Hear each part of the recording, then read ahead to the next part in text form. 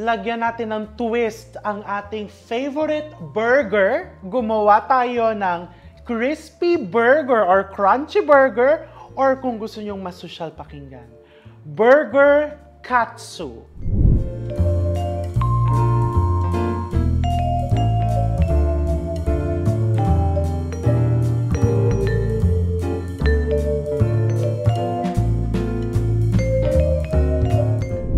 Super dali po nito. First, gagawin na natin yung ating burger patty from scratch.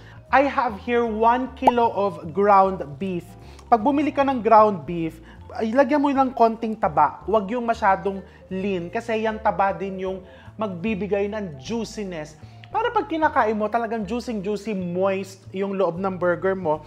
This is around 20 to 30% of fat. Ibig sabihin nun, 70% yung laman and 30% yung taba. Kung gusto mo namang lean, edi pwedeng 10%, pwede ding 20%, or kung talagang gusto mong puro laman, push. Nasa sayo yan. And then I have here onions, finely chopped. Bakit po red? Ang nilalagay po namin, white. Ang mahal-mahal po ng white. O diba, maski ako parang nalungkot din. Super mahal po ng white onions ngayon. Ayan, nabulol ako. And according sa akin tagapamili, wala daw mabiling white onions sa palengke. Totoo ba yun? Feeling ko. Kasi eto nga, red ang nilalagay ko. Although nilagay ko sa recipe, ayan, binabasa ko. Half a cup finely chopped white onions. O, pero red ang pumunta sa akin. Hindi pa ako magre-reklamo. Eggs. Binder yan. Evaporated milk. Naglalagay tayo niyan, pampalasa. And also tenderizer. This is Worcestershire sauce, salt, black pepper, and breadcrumbs. Binder din yung breadcrumbs. Lagay mo lang dyan. Of course, I'm using my favorite Good Life breadcrumbs for restaurant quality food products. Bonggang-bongga. You just mix it like that. Aba, himala, naka-gloves ka! Oo. Nag-gloves ako today. Maski mas gusto ko yung walang gloves pag naghahalo ng mga ganito. Eh kasi, may isa pa akong recipe gagawin. Baka naman mamaya, tsaka may bisita ako mamaya. Baka amoy burger yung aking kamay mamaya. O, diba? Pag mga ganyan, halimbawa, o magde-date kayo ng asawa mo mamayang gabi, o mag-gloves ka pag gagawa ka ng mga lumpia-lumpia. Kasi malay mo, diba? Or ide-date ka ng jowa mo, magsuot ka ng gloves, kasi baka malay mo, mamaya lagyan ka ng engagement ring. Hindi man lang amoy karne or amoy giniling yung mga daliri mo. Ganun lang yun. May gloves ako today.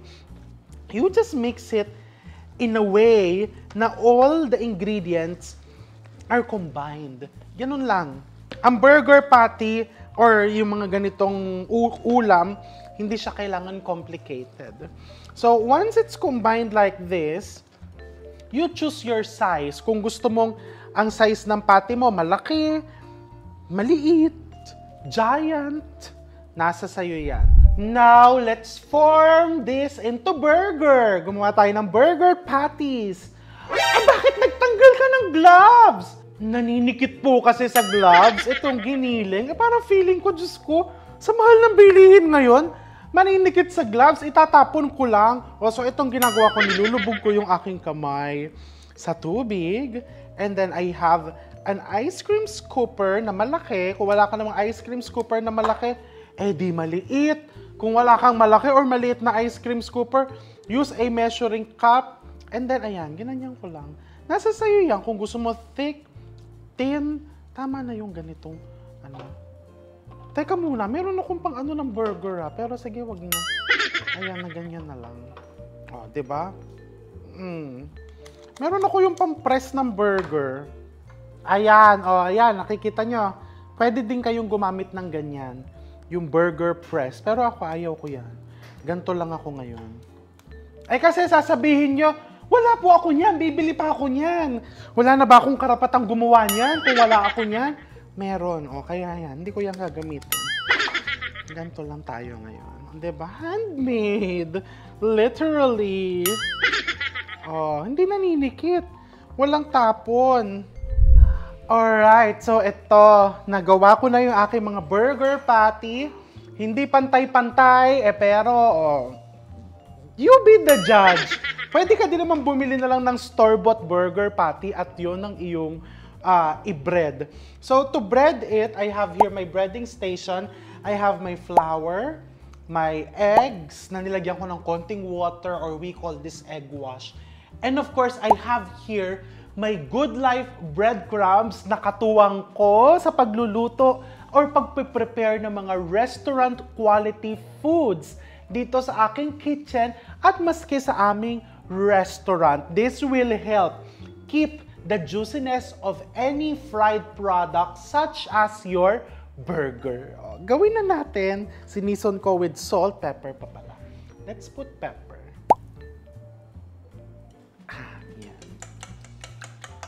Put it like that. Make sure talagang lahat ay well seasoned. So here, gegetchang ako ng isang, kaya may cling wrap to sa ilalim para na-assist ka. Hindi ka na naman naka-gloves eh. Alam mo, dapat sa restaurant, ganyan. Alam mo, kung gusto mong mag-gloves ka. Pero trust me, ang hirap mag-gloves. Mag-ganito pag naka-gloves. Saka ipiprito ko naman yan eh. Inaano ka ba ng kamay ko? Hayaan mo na ako. Kung ikaw gusto mo naka-gloves, mag-gloves ka. Hindi kita pipigilan. Ayan, nagkamali tuloy ako. Nilubog ko yung isa kong kamay. Dapat yung isa kong kamay tuyo. Put it there. And then you coat it. Ayan, ganyan lang kasimple. Isn't it bongga? It is. Sinagot yung sarili. Dapat dito eh. Isn't it bongga? It is. O, diba? One more. Into the flour. Into the egg. Alam mo, ngayon ko lang na-realize, medyo ang liit nung nalagyan ko. Palitan natin. Ayan. O, diba? O, ba't ba nagpapakahirap? Minsan talaga mahilig tayong pinapahirapan natin ang mga sarili natin. O, diba? Mas masarap mag-bread pagka ganito.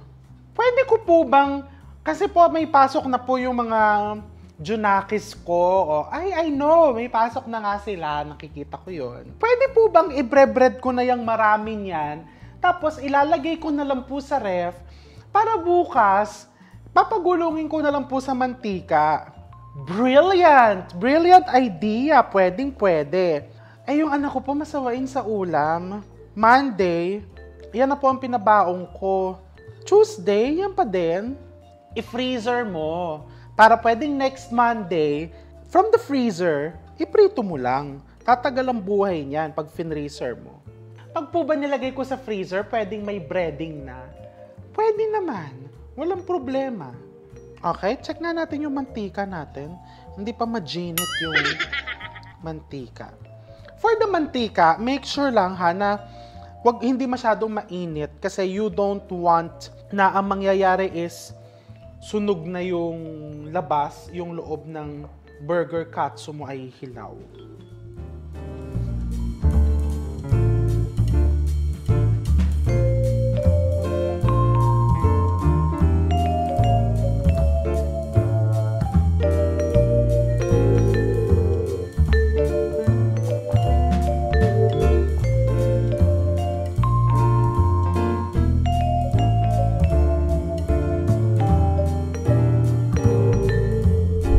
Okay, so yan, mainit na yung mantika ko. Actually, nag-try ako ng isang maliit dito. And it's nicely cooked. Ang sarap. Let's continue frying. Ayan, saka hihintay ko uminit yung mantika ko. Because this is katsu, so talaga medyo deep fry. Deep fry ang peg mo.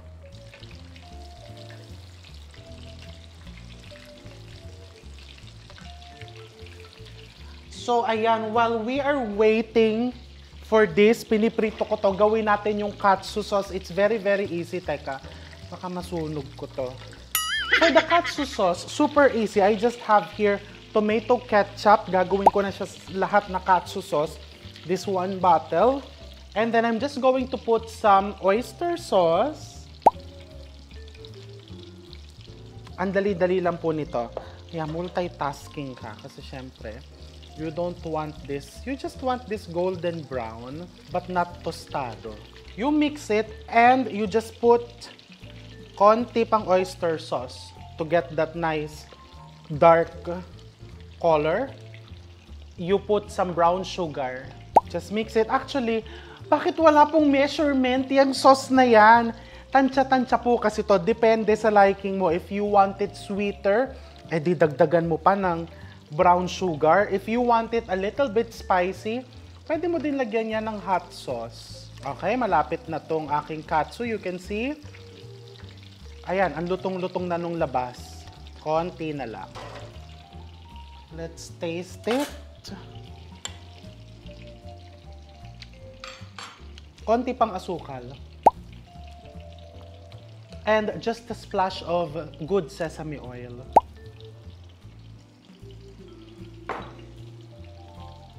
And a little bit of black pepper for that smoky flavor.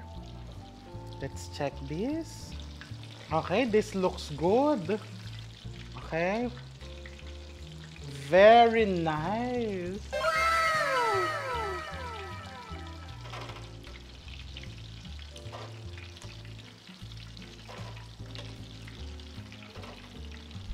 Okay, let's finish this sauce.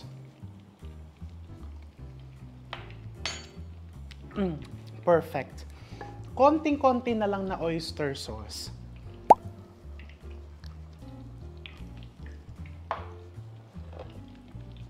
So this is your katsu sauce. Pwede mo din ito lagyan ng sesame seeds, pero mamaya kasi we will make also cabbage salad on the side.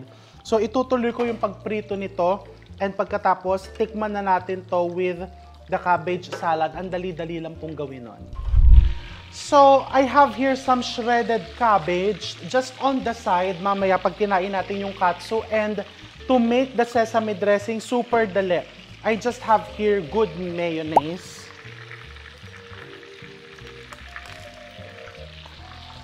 Parang pinapahirapan ko yung sarili ko dito. Pag kasi bumili kami ng mayonnaise, yung naka-tetra pack, mas mura. Or yung pang galon-galon. Okay? And then you just put a splash of vinegar. Just a splash. And some sesame oil. A little bit of black pepper. And syempre, tikman natin. A little bit more of sesame oil. And I also put some salt.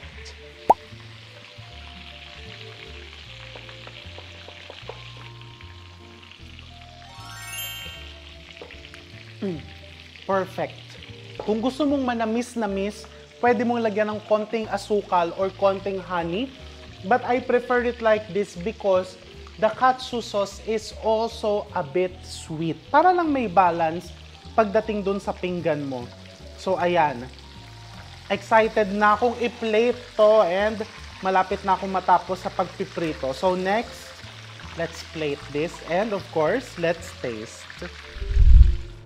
Oh, ayan. Na-prepare na natin lahat. Now, let's plate.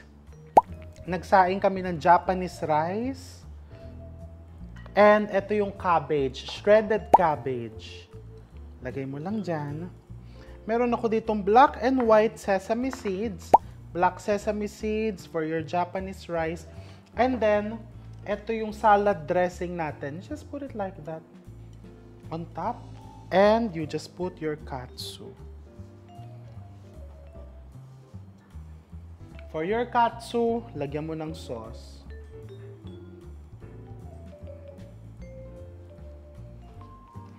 Sesame seeds. Traditionally, naglalagay tayo ng isang lemon slice lang and konting pickled ginger. Just in case lang, ay, parang gusto ko ng konting pang-alis umay. Oh, 'di ba? Isn't it bongga? This is your burger katsu Of course, juicy ang loob niyan. Tikman nga natin. Dahil syempre, ginamitan natin ang ating favorite Good Life breadcrumbs.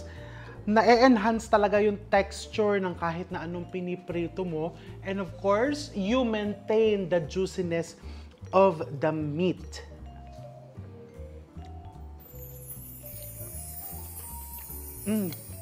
Tingnan mo kung gano'ng ka-juicy.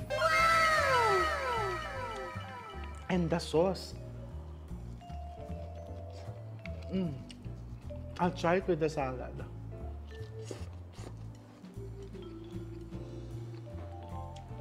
More sauce. Tikman din natin with rice. Parang masarap pag halu-haluin mo yung rice, yung katsu sauce. Nang iinggit ka na po eh. Nang iinggit? Kumakain lang po ako. Hindi po ako nang iinggit.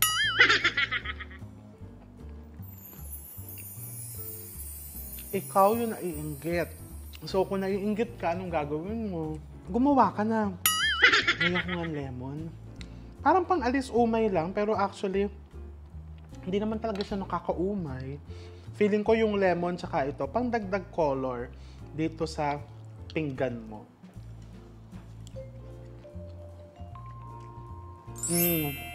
Nung nalagyan yung pickled ginger, parang mas naglasang nasa Japan ako, sa Japanese restaurant sa Japan. Bongga talaga. So, don't wait any longer. Gumawa ka na nitong burger katsu because this is ultimately bongga.